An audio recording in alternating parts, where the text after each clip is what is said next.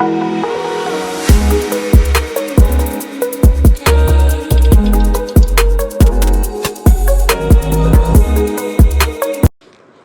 పూల బుట్టను రోహిత్కి ఇచ్చి వెళ్ళిపోయింది.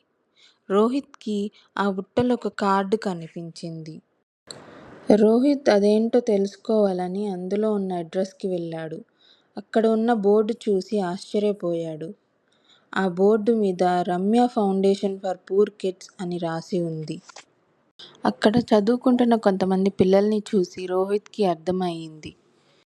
రమ్య తన పూలు అమ్ముతూనే పిల్లలకు సహాయం చేస్తుంది అని. ఆ పూల బుట్ట ఎంతో మందికి ఒక ఆశల భవనం అయ్యింది అని. రమ్య దయాగుణం, తన పెద్ద మనసు గురించి తెలుసుకున్న రోహిత్కి ఒకప్పుడు తన ప్రవర్తనను గుర్తు చేసుకొని ఎంతో సిగ్గుపడ్డాడు. రోహిత్ కూడా రమ్యకు ఎలా అయినా సహాయం చేయాలని నిశ్చయించుకున్నాడు.